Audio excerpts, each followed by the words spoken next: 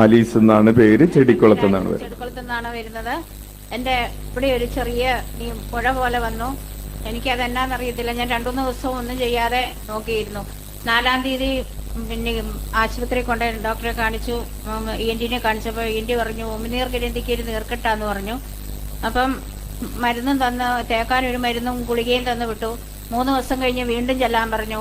3 ദിവസം കഴിഞ്ഞ് വീണ്ടും ഞാൻ 7-ാം തീയതി പോയി. 7-ാം തീയതി ചെന്നപ്പോൾ ഡോക്ടർ പറഞ്ഞു, അയ്യോ ഇത് കുറഞ്ഞില്ലല്ലോ, എന്നാ ചെയ്യും, നമുക്ക് സ്കാൻ ചെയ്താലോ എന്ന് ചോദിച്ചു. ഞാൻ പറഞ്ഞു ആയിക്കോട്ടെ സ്കാൻ ചെയ്യാമെന്നും പറഞ്ഞ് ഞാൻ സ്കാൻ ചെയ്തു. 9-ാം തീയതി സ്കാനിങ് റിപ്പോർട്ടും കൊണ്ട് ഡോക്ടറെ അടുത്ത് ചെന്നു. ഡോക്ടർ പറഞ്ഞു അയ്യോ ഇത് പഴുപ്പുണ്ട്, അതുകൊണ്ട് സർജനെ കാണിക്കാൻ പറഞ്ഞു. ഞാൻ പിന്നെ 9-ാം തീയതി ശനിയാഴ്ച ആയതുകൊണ്ട് ഞായറാഴ്ച 10-ഉം തിങ്കളാഴ്ച 11-ാം തീയതി ഞാൻ സർജനെ കണ്ടു. സർജനെ കണ്ടപ്പോൾ സർജൻ പറഞ്ഞു അയ്യോ ഇത് പഴുപ്പുണ്ട്, ഇൻഫെക്ഷൻ ആയിട്ടുണ്ട്, ഇത് സർജറി ചെയ്യണം എത്രയും പെട്ടെന്ന് എന്ന് പറഞ്ഞു. അപ്പോൾ എനിക്കെന്തോ ഒരു ഭയങ്കര വിഷമം. അപ്പം ഞാൻ ചോദിച്ചു സർജറിക്ക് എത്രയാകും ഡോക്ടറെ എന്ന് ചോദിച്ചപ്പോൾ ഡോക്ടർ പറഞ്ഞു പിന്നെ ഒന്നും പിന്നെ ഡോക്ടറെ ഫീസോ അങ്ങനത്തെ ഒന്നുമില്ല, പിന്നെ ഓപ്പറേഷന് മാത്രം 60,000 രൂപയാകും. പിന്നെ അത് 1.5 മണിക്കൂർ പിന്നെ അനസ്തേഷ്യ ചെയ്ത് സർജറി ചെയ്യേണ്ടതാണ്, അല്ലെങ്കിൽ പിന്നെ ചിരിക്കുമ്പോൾ മുഖം കൂടിപ്പോവും, ചിരിക്കുന്ന ഞരമ്പിന്റെ ഭാഗത്താണ് ആ നീര് വന്നിരിക്കുന്നതെന്ന് പറഞ്ഞു. അപ്പോൾ അതും കേട്ട് ഞങ്ങൾ വീട്ടിലോട്ട് വന്നു. വീട്ടിൽ വന്ന് ഞാൻ പിറ്റേന്ന് വെളുപ്പിനെ ഇരുന്ന് ഈശോയെ എന്ന് 101 പ്രാവശ്യം ഞാൻ എല്ലാവരും എപ്പോഴും വിളിക്കുന്നതാണ്. ഈശോയെ വിളിച്ചപ്പോൾ എനിക്കെന്തോ പള്ളിയിൽ വരണം, അച്ഛനെ ഒന്ന് കണ്ടാലോ എന്ന് പറഞ്ഞു. ഞാൻ മോനോട് പറഞ്ഞു മോനെ നീ ജോലിക്ക് പോകുമ്പോൾ ഒന്ന് അച്ഛനെ കാണാൻ പറ്റുമോ എന്ന് ചോദിച്ചു. അപ്പം പറഞ്ഞു നോക്കട്ടെ മമ്മി, ഞാൻ പോയി നോക്കട്ടെ എന്ന് പറഞ്ഞു. അവൻ ഉച്ചയായപ്പം 3 മണിയും കണ്ടായപ്പം വന്ന് അച്ഛനെ കണ്ടു. അച്ഛൻ വന്നപ്പം അച്ഛനെ കണ്ടപ്പം പറഞ്ഞു അച്ഛനൊരു ധ്യാനം, രോഗസൗഖ്യ ശുശ്രൂഷയുടെ ധ്യാനം അവൻ്റെ ഫോണിലിട്ട് കൊടുത്തു. അവൻ എൻ്റെ ഫോണിലിട്ട് തന്നു. ഇത് കൂടി വെച്ച് ശുഭരാത്രി ശുശ്രൂഷയ്ക്ക് വരാൻ പറഞ്ഞു. അങ്ങനെ ഞങ്ങൾ വന്നു കഴിഞ്ഞപ്പം അച്ഛൻ്റെ പ്രാർത്ഥന നടന്നുകൊണ്ടിരിക്കുമ്പോൾ ഞാൻ കരഞ്ഞു പ്രാർത്ഥിക്കുകയാണ്, ഈശോയെ എനിക്ക് ഓപ്പറേഷൻ കൂടാതെ എന്നെ രക്ഷപ്പെടുത്തണേ എന്ന് ഓർത്ത് ഞാൻ കരഞ്ഞു പ്രാർത്ഥിച്ചു. അപ്പം അതെല്ലാം കഴിഞ്ഞ് പ്രാർത്ഥന അച്ഛൻ കുരിശടി പോയി മുട്ടയിലഴിഞ്ഞ് വന്നപ്പം എനിക്ക് മുട്ടയിലഴിയാൻ പറ്റുന്നില്ല, മുട്ടയിൽ നിൽക്കാൻ പറ്റാത്തതുകൊണ്ട് ഞാൻ നടന്നു വന്നു അച്ഛൻ്റെ കൂടെ. എന്നിട്ട് അച്ഛൻ വന്ന്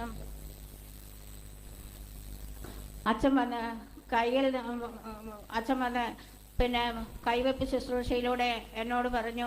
ഞാൻ അന്നേരം ഈ നീര് കാണിച്ചു കൊടുത്തു. ഇതാണോ മോൻ വന്ന് പറഞ്ഞതെന്ന് ചോദിച്ചു. ഞാൻ പറഞ്ഞു അതെ അച്ഛന്ന് പറഞ്ഞു. അപ്പോൾ അച്ഛൻ്റെ ഉമിനീരെടുത്ത് എൻ്റെ മുഖത്ത് തേക്കും. അത് കല്ല് പോലെയാണ് ഇരുന്നത്. ആ ഉമിനീര് തേച്ച നിമിഷം തന്നെ അത് സ്പോഞ്ച് പോലെയായി. എനിക്ക് അച്ഛൻ എന്നോട് പറഞ്ഞു കരഞ്ഞ് കാറി തുള്ളി പ്രാർത്ഥിക്കാൻ പറഞ്ഞു, ഈശോയെ വിളിക്കാൻ പറഞ്ഞു.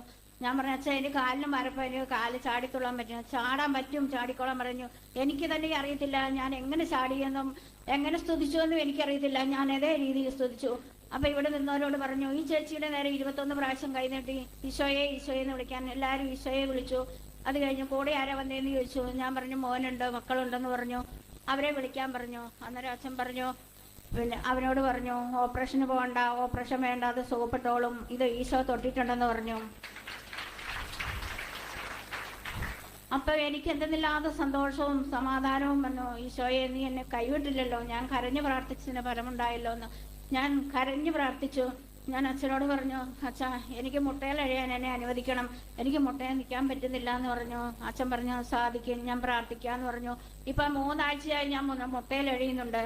എനിക്ക് നല്ലോണം പ്രാർത്ഥിക്കാനും മുട്ടയിലഴിയാനും എല്ലാം എനിക്ക് സാധിക്കുന്നുണ്ട്. അച്ഛൻ എന്നോട് പറഞ്ഞു 101 പ്രാവശ്യം ഈശോയെ ധൈര്യമായിട്ട് വിളിക്കുക, ഈശോയെ എൻ്റെ കരുണയും ഞാൻ ആശ്രയിക്കുന്നെന്ന പ്രാർത്ഥന ചൊല്ലുക, ഈശോയും മാതാവും എന്നെ ജീവനതിലും സ്നേഹിക്കുന്നെന്ന പ്രാർത്ഥനയും ചൊല്ലി എന്നും കാഴ്ചവെക്കാൻ പറഞ്ഞു. ഞാനതുപോലെ മുടങ്ങാതെ ചെല്ലുന്നുണ്ട്. 9 ദിവസം വചന ശുശ്രൂഷയ്ക്ക് രാത്രി പങ്കെടുക്കാൻ പറഞ്ഞു. ഞാൻ 15 ദിവസവും വന്ന് പങ്കെടുത്തു. പിന്നെ വരാനുള്ള സാഹചര്യം വന്നില്ല. അച്ഛൻ ചോദിച്ചു എന്നോട്. ഞാൻ ചോദിച്ചു അച്ഛൻ 9 ദിവസം വന്നു, ഇനി വരണമെന്ന് ചോദിച്ചു. അച്ഛൻ പറഞ്ഞു അടുത്തല്ലേ, വണ്ടി ഉണ്ടല്ലോ, വന്നുകൂടെ എന്ന് ചോദിച്ചു. എനിക്കെന്തോ വരാൻ ഉള്ള സാഹചര്യം അല്ലായിരുന്നു, അതുകൊണ്ട് വന്നില്ല. ഞാൻ ഓൺലൈനിൽ ശുശ്രൂഷ എന്നും കൂടുന്നുണ്ട്. എന്നിട്ട് പ്രിയപ്പെട്ടവരെ ചുരുക്കി പറയാൻ വേണ്ടിയിട്ട് അച്ഛൻ പറയാം. സഹോദരി 11-ാം തീയതി എടുത്ത റിപ്പോർട്ട് അനുസരിച്ച് ഉമിനീർ ഗ്രന്ഥിക്ക് ഉണ്ടായിരുന്ന ഇൻഫെക്ഷൻ പഴുക്കുകയും അത് സർജറി ചെയ്യണം. സർജറിക്ക് മാത്രം 60,000 രൂപയാകും, മറ്റ് ഡോക്ടറിന്റെ ഫീസൊക്കെ വേറെ. അപ്പോൾ അങ്ങനെ പറഞ്ഞിരിക്കുന്ന സമയത്താണ് ഇവിടെ വരികയും പ്രാർത്ഥിക്കുകയും ചെയ്തത്. മുഴ ഉണ്ടായിരുന്നു. അതിനുശേഷം കുറച്ച് ദിവസം കഴിഞ്ഞപ്പോൾ ആ മുഴ ആദ്യം അത് ചുരുങ്ങിയെങ്കിലും ആ മുഴ വലുതാവുകയാണ് ചെയ്തത്. അതിനുശേഷം വീണ്ടും ഇവർ ആശുപത്രിയിൽ പോയി പരിശോധിച്ചപ്പോൾ സർജറി അല്ലാതെ വേറെ ഓപ്ഷൻ ഇല്ല എന്ന് 26-ാം തീയതിയിലെ റിപ്പോർട്ട് അനുസരിച്ച് അവർ പറഞ്ഞു, വേറെ ഓപ്ഷൻ ഇല്ല, സർജറി തന്നെ ചെയ്യണം, മുഴ വലുതായിക്കൊണ്ടിരിക്കുകയാണ്. അപ്പോഴും വിശ്വാസം വിടയാതെ, അതാണ് അച്ഛൻ പറഞ്ഞത്, പ്രാർത്ഥിച്ചുകൊണ്ടിരിക്കുന്നു. ഇവർ ഓരോ ശുഭരാത്രി വചന ശുശ്രൂഷയിൽ അച്ഛൻ 9 ദിവസം വരാൻ പറഞ്ഞു. 15 ദിവസം വന്നിട്ടും മുഴ അങ്ങനെ മാറിയിട്ടില്ല. അപ്പോൾ ഓരോ ദിവസവും ഇത് കല്ലിച്ചുകൊണ്ടിരിക്കുന്നു, വലുതായിക്കൊണ്ടിരിക്കുന്നു. അപ്പോൾ അച്ഛൻ പറഞ്ഞു, അങ്ങനെയാണെങ്കിൽ നമുക്ക് വേറെന്തെങ്കിലും വഴി നോക്കണം എന്ന് പറയുന്ന ഒരു സാഹചര്യം വന്നെങ്കിലും സഹോദരി വീണ്ടും വിശ്വസിക്കുകയും പ്രാർത്ഥിക്കുകയും ചെയ്തുകൊണ്ടിരുന്നപ്പോൾ ആ മുഴ താനെ ചുരുങ്ങി അതിപ്പോൾ ഇല്ലാത്ത രീതിയിൽ തീരുകയും ചെയ്തു. ഇനി ഒന്നും ആവശ്യമില്ല എന്നതിൻ്റെ മെഡിക്കൽ റിപ്പോർട്ടുകളാണ് ഇപ്പോൾ കയ്യിലുള്ളത്. ഇപ്പോൾ ആ മുഴ, മെഡിക്കൽ റിപ്പോർട്ടിന്റെ ആവശ്യമില്ല, മുഴ തന്നെ അവിടെ ഇല്ല. മുറിക്കാനായിട്ട് മുഴ ഉണ്ടെങ്കിലല്ലേ മുറിക്കാൻ പറ്റുള്ളൂ. ഹല്ലേലൂയ. കർത്താവിന് നമുക്ക് കരമടിച്ച് നന്ദി പറയാം. അന്തർ കണ്ടതും ചെകിട എനിക്ക് വേണ്ടി പ്രാർത്ഥിച്ച പ്രാർത്ഥനച്ചനും ഒരു കോടി നന്ദി പറയുന്നു.